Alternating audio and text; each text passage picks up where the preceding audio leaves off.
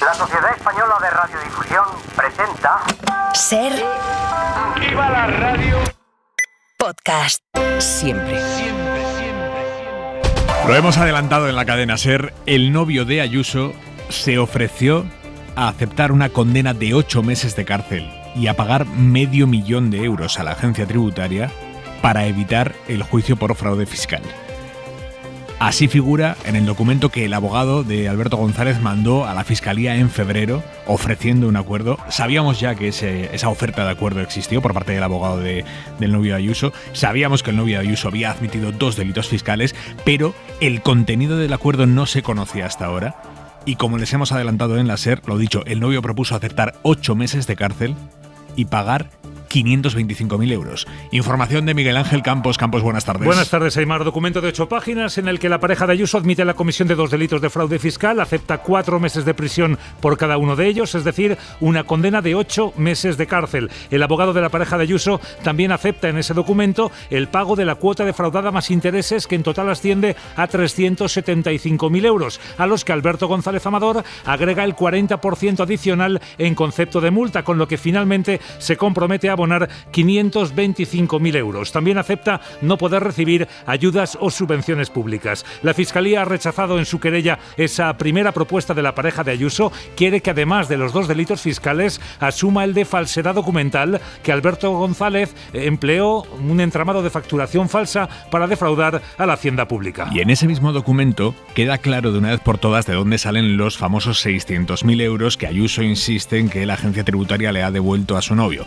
El propio abogado del novio le reconoce a la Fiscalía que ese dinero lo ingresaron ellos, fuera de plazo, en el impuesto de sociedades de 2022, para intentar que todo este asunto no entrara en la vía judicial. Pero como efectivamente estaban fuera de plazo, como efectivamente ese paso inculpatorio lo dieron fuera de plazo, Hacienda se lo ha devuelto. Así que, Campos, podemos decir que el abogado del novio de Ayuso desmonta el bulo de Ayuso sobre esos famosos 600.000 euros. Tal cual, el abogado relata en el escrito que Alberto González intentó regularizar su situación pagando en el impuesto de sociedades de 2022 un total de 629.000 euros de más que debería haber abonado en los ejercicios del 20 y 21. Pero el abogado de la pareja de Ayuso reconoce que el pago se produce una vez ya se ha iniciado el procedimiento inspector y que, por tanto, y cito literal a Aimar, no puede operar como causa exculpatoria o de exoneración de responsabilidad, con lo cual estamos completamente de acuerdo, dice el letrado, con la agencia tributaria. Hacienda no puede operar de otro modo porque le obliga la ley. Una vez ya se ha iniciado el procedimiento inspector, no proceden regularizaciones, devuelve el dinero pagado de más irregularmente por Alberto González y lo fía todo al procedimiento judicial. Lo ha adelantado la SER y tiene la información completa en cadenaser.com. Deportes, Gallego, buenas tardes. Buenas tardes. Xavi y el Barça se reunirán para tratar la continuidad del técnico. Xavi se ha replanteado su idea inicial de dejar el cargo a final de temporada y ahora el Barça duda qué hacer. Y hoy comienzan los playoffs de la Euroliga de baloncesto, el primer partido de esa eliminatoria al mejor de 5 entre Real Madrid y Baskonia. Mañana jugará el Barça ante el Panathinaikos. Tenemos por delante otra noche fría. Jordi Carbó, buenas tardes. Buenas tardes, y no es una buena noticia, sobre todo para el campo, heladas que afectarán prácticamente cualquier punto del interior, por ejemplo, en pueblos de montaña de Andalucía, en gran parte de Castilla-La Mancha, pero sobre todo en el interior de Galicia, de Cataluña, sur de Aragón y especialmente en Castilla y León. Además, serán unas cuantas horas con temperaturas negativas, unas 5 o 6 horas. Mañana, en cambio, va a hacer mucho sol y eso ayudará a que durante la tarde la temperatura suba un poco más que hoy, pero aún así se mantendrá muy por debajo de lo que sería habitual para las fechas. Empieza ahora 25. Empieza en el Congreso porque se va a votar de un momento a otro una iniciativa para que España aumente la financiación a la UNRWA, que es la agencia de la ONU para los refugiados, después de que países como Estados Unidos o Reino Unido le retiraran los fondos por las acusaciones de Israel, acusaciones no probadas hasta el momento. Se va a votar si esa iniciativa empieza el trámite parlamentario. Parece que sí, que tiene los apoyos suficientes, es una iniciativa del PSOE, pero la noticia es que a esta hora el PP no aclara qué va a hacer, no aclara si le parece bien, mal, regular o qué la iniciativa para aumentar los fondos a la Agencia de la ONU para los Refugiados. No dicen si apoyarán el texto, si votarán en contra, si se abstendrán, como ya hicieron hace unas semanas en el Senado con un texto parecido. Así que ahora mismo así está el principal partido de la oposición, regateando a cuenta de una iniciativa para dar más dinero a la UNRWA. Josué Coello, Congreso, buenas tardes. ¿Qué tal, Aymar? Buenas tardes. Esta proposición de ley del PSOE pretende apoyar la labor de la Agencia de Naciones Unidas para Refugiados Palestinos después de que más de 20 países hayan retirado sus fondos. Con esta iniciativa, los socialistas buscan restablecer y aumentar la financiación debido a la situación de emergencia que vive la población gazatí. Esther Guijarro, diputada del PSOE. Y decimos alto y claro que la ayuda humanitaria tiene que llegar de manera suficiente, urgente y eficaz a más de 500.000 de personas con hambre extrema. El Partido Popular, que ha presentado una enmienda rechazada por el PSOE y aún no ha desvelado el sentido de su voto, ha pedido en boca de su diputada Esperanza Reinal que estas ayudas estén alineadas con la ley de cooperación y canalizadas a través de la Unión Europea, a la vez que exige un alto el fuego y la liberación de los rehenes en manos de Hamás. Que lo más coherente, lo más razonable es mantener el mismo posicionamiento que la Unión Europea, y así se lo hicimos saber al comisionado general de la UNRWA en su visita. A la espera de la votación que sea definitiva, Aymar, que será en unos minutos, socios como Sumar, Bildu, Esquerra o PNV han confirmado su apoyo para esta proposición y que se tramite, aunque no sin críticas a la política diplomática y comercial de España con Israel. Precisamente hoy la ONU ha pedido una investigación independiente sobre las fosas comunes que se han encontrado en los hospitales de Gaza, 2 hospitales, Al-Nasser y Al-Shifa, que han sido brutalmente atacados y destruidos por el ejército israelí. Isabel Villar. Sí, una de las portavoces del Alto Comisionado de la ONU para Derechos Humanos asegura que están horrorizados y piden una investigación internacional dada la impunidad reinante en la zona. En una de esas fosas, en la de Al-Nasser, han aparecido 310 cadáveres, según fuentes del gobierno de la franja que controla Hamás. Estas fuentes aseguran que la mayoría de las víctimas son niños y mujeres. El ejército israelí se desentiende, asegura que las fosas no las hicieron ellos, aunque admiten haberlas abierto en busca de rehenes, dicen. De vuelta al Congreso, se va a aprobar de un momento a otro la toma en consideración de la ley ELA que impulsan PSOE y Sumar. Se va a aprobar por unanimidad. Además, todos los grupos van a votar que sí para que esta iniciativa se debata en la Cámara. Con este son ya 3 los textos para futuras ley ELA que están tramitándose ahora mismo. A ver si esta legislatura hay más suerte y alguno se convierte en realidad y si los partidos no se dedican a boicotear la tramitación de estas leyes como hicieron la legislatura pasada, especialmente PSOE y Sumar. Mariola Lourido, buenas tardes.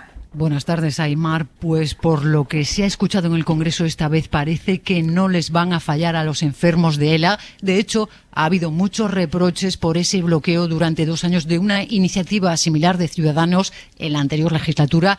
La diputada del PSOE, Maribel García, es muy consciente de ese retraso y ha vuelto a pedir perdón a pacientes y familias presentes en el hemiciclo. Queremos pedirles perdón.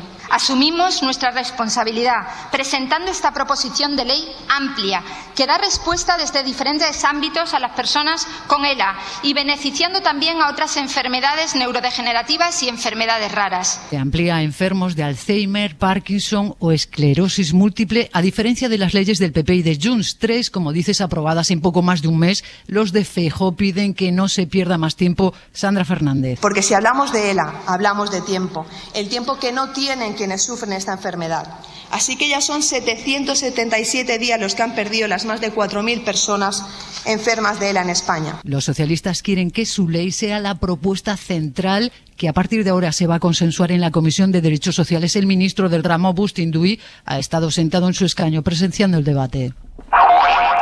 Es un escándalo la fuga del líder de la Mokromafia, que es una peligrosa red criminal que tenía amenazada incluso a la heredera del trono de Holanda. La audiencia de Málaga, a pesar de que admitió que existía riesgo de fuga del líder de la Mokromafia, que había sido detenido aquí en España, la audiencia de Málaga, a pesar de que admitía que existía ese riesgo de fuga, lo dejó en libertad con una fianza pírrica. Y efectivamente se ha fugado, a pesar de que Holanda había pedido a España que se lo extraditaran. Total, que situación ahora mismo, un peligrosísimo criminal en la calle, fugado, y la justicia española proyectando al mundo una imagen lamentable. Dice el gobierno que lo que ha pasado es preocupante. Javier Bañuelos. ¿Qué tal? Buenas tardes. Sí, el fugitivo más buscado por Países Bajos ha tenido en España una auténtica autopista judicial para poder escapar. Se le detuvo en enero en Marbella, pero inexplicablemente la Audiencia Provincial de Málaga le puso en libertad en contra del criterio de la Fiscalía. Es más, el propio juez reconoció por escrito que existía un riesgo evidente de fuga. Sin embargo, paradójicamente, el juez optó por dejarle en libertad con varias medidas cautelares, entre ellas la retirada de su pasaporte y la obligación de acudir al juzgado cada cada 15 días. Pero hubo más. La medida más sorprendente fue la fianza de solo 50.000 euros para el presunto líder de la macromafia, al que la Policía Nacional localizó nada menos que 172 inmuebles valorados en más de 50 millones de euros. Sin embargo, no fue en ese momento cuando se fugó. Su huida vino después. Este narco, el delincuente más buscado por Holanda, desapareció en cuanto supo que tenía fecha para su extradición. La fecha se la dio el juez de la Audiencia Nacional, Ismael Moreno, que en contra de la práctica habitual en todas las órdenes de extradición europeas, no ordenó su detención para poder garantizar su puesta a disposición judicial de Países Bajos. No lo hizo, se fugó y ha sido ahora tras su desaparición cuando el magistrado Ismael Moreno ha ordenado su búsqueda y detención. Y la Audiencia Nacional ha reabierto el caso del espionaje con Pegasus a los móviles de Pedro Sánchez y varios ministros, Marlaska, Robles y Planas. El juez archivó la causa por la falta de cooperación de Israel. El Pegasus es de origen israelí. El juez intentó que Israel cooperara, Israel no cooperó y el juez dijo, para mí, a partir de ese momento es imposible seguir investigando. Ahora, el juez ha recibido datos nuevos desde Francia de una investigación muy parecida por el hackeo a varios políticos de allí, pero los franceses han encontrado una fórmula técnica para detectar quién pudo infectar los móviles de sus víctimas. Y el juez español cree que puede emplear ese sistema francés para encontrar a los responsables del espionaje aquí en España, o por lo menos para seguir esa pista. Y por eso reabre la causa. Y hoy el gobierno ha aprobado un plan para indemnizar a las víctimas de los abusos sexuales en la Iglesia cuyos casos hayan prescrito. La idea del gobierno es que el dinero lo ponga la propia Iglesia, aunque los obispos han dicho ya que no tienen ninguna intención de hacerlo. A partir de ahí, lo que nos dicen fuentes del gobierno es que si la Iglesia no colabora, buscarán la forma de obligarlos a que participen en esas indemnizaciones. Adela Molina. El gobierno cree que sería difícil de entender que la Conferencia Episcopal Española no asuma el coste de los abusos a menores en su ámbito como han hecho las de otros países. El ministro de Justicia, Félix Bolaños, ha llegado a decir que notó esa disposición cuando se reunieron la semana pasada. La Iglesia Católica tiene voluntad de colaborar. Es mi impresión. Así me lo trasladaron. La cúpula de la Iglesia española ha respondido, sin embargo, a través de una nota, que un plan que solo afecte a las víctimas de la Iglesia es discriminatorio y que únicamente participarán si se extiende a todas las víctimas. El secretario general, César García Magán, le ha puesto voz. La Conferencia Episcopal Española ya adelantó al ministro Bolaños su valoración crítica sobre este plan al fijarse solo en la Iglesia Católica. También le manifestó su disposición a colaborar en los ámbitos de su responsabilidad y competencia, pero siempre en la medida en que aborde el problema en su conjunto. La Conferencia de Religiosos Confer, que agrupa a 400 congregaciones y que son las que suman más casos de abuso, ha dicho que estudiarán detalladamente el plan del Gobierno. Fuentes del Ejecutivo han asegurado además esta tarde que si la Iglesia se niega a asumir las indemnizaciones, se estudiarán medidas para obligarles. Hora 25. Aimar Bretos. Según el Banco de España, para equilibrar el mercado de la vivienda en nuestro país harían falta 600.000 pisos nuevos de aquí al año que viene. El Banco de España dibuja además el círculo vicioso en el que estamos ahora mismo, que es que falta vivienda para absorber toda la demanda de vivienda, así que el precio de las casas sube. Esto empuja hacia arriba también el precio del alquiler, y como los alquileres son tan altos, un 75% de la gente que vive en alquiler no puede ahorrar el dinero suficiente para meterse en la compra de una casa. Jordi Fábrega. Se produce la paradoja de que entre 2022 y 2025 se construirán casi 600.000 viviendas, menos de las que se necesitan para cubrir la demanda. Pero a la vez hay 4 millones de pisos vacíos y casi medio millón de viviendas nuevas sin vender. Pero la ubicación de unos y otros no coincide y eso genera un déficit que el Banco de España apremia solventar con políticas que aumenten la oferta. Políticas que sean a largo plazo, consensuadas y que apuesten por el alquiler social y por la rehabilitación y la cesión de viviendas. El artículo que publica hoy el regulador es claro. Se han endurecido en los últimos años las condiciones de acceso a la vivienda, especialmente para los jóvenes, y hay un problema con el mercado del alquiler, especialmente en Madrid, en Barcelona, en Málaga, en Alicante y en Valencia, con precios disparados que impiden a los que alquilan ahorrar y poderse plantear la compra de una vivienda. Y del precio de la vivienda al del aceite, que baja en origen, pero en los supermercados no para de subir. No he notado nada, y además recorro todos los supermercados de la zona porque vivo aquí al lado y lo he visto además prácticamente todos con los mismos precios y subidas bastante grandes. Ha subido más. Puedes entrar ahora al supermercado y vas a ver que los precios son los mismos. Lo denuncia Facua, que el aceite de oliva que compramos en el súper es un 4% más caro ahora que a principios de año, pese a que en este mismo tiempo el precio del aceite en origen ha caído. Carlos Sevilla. Según el estudio de Facua, el precio medio de la botella de 1 litro de aceite de oliva virgen extra es de casi 13,5 € en los supermercados de Mercadona, Día, Hipercor, Alcampo, Eroski y Carrefour. Ha subido un 4% desde principios de enero, mientras que el precio en origen ha caído un 15% en el mismo periodo. Rubén Sánchez es el secretario general de Facua. El aceite de oliva lleva 12 semanas consecutivas bajando de precio en origen. En cambio, en los supermercados sigue incrementándose el importe que pagamos los consumidores. El litro de virgen extra ya está en una media de 13,45 €, con picos en determinadas marcas y supermercados de 16 € nada menos. Facua recuerda que está prohibido aumentar los márgenes de beneficios con la venta del aceite y critica que el Ministerio de Consumo no haya dicho nada todavía sobre la información relativa a los precios que pidió a los supermercados hace ya 2 meses. Vicente Guilarte, que es el presidente del Poder Judicial, del Consejo General del Poder Judicial, ha mandado al Congreso y al Senado una nueva propuesta que ayude a desbloquear la situación del Consejo General del Poder Judicial, que está caducado desde hace más de 5 años por la negativa del PP a renovarlo.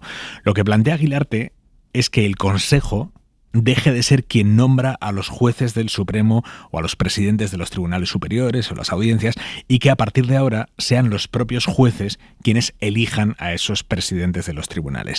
De esta manera, según la tesis de Guilarte, si el Consejo General del Poder Judicial ya no puede hacer esos nombramientos claves de jueces, los políticos perderán el interés por controlar el Consejo y ya no habrá problemas para renovar el Consejo, porque a los partidos políticos les dará más igual. Esta básicamente es la tesis de Guilarte. Pedro Jiménez. Guilarte dice que el bloqueo es consecuencia del lamentable pero universal desencuentro entre los dos grandes partidos. Por eso rechaza sus llamamientos a dimitir en bloque, que considera irresponsables y dirigidos a conseguir, ante el caos absoluto, la salida de la crisis que ellos han ocasionado para eludir su fracaso. Su propuesta es la ya conocida: despolitizar el nombramiento de los vocales y ampliar la participación de los jueces en los nombramientos. Bolaños ministro, Miguel Tellado PP. El dilema que tiene el Partido Popular es si decide que quiere la renovación del Consejo General del Poder Judicial y, por tanto, que está con la Constitución, o si está por la descomposición. Estamos en conversaciones con el Partido Socialista en esta materia y nuestra postura no ha cambiado.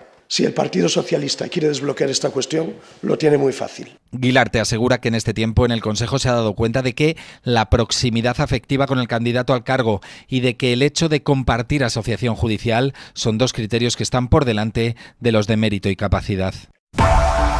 Hora 25.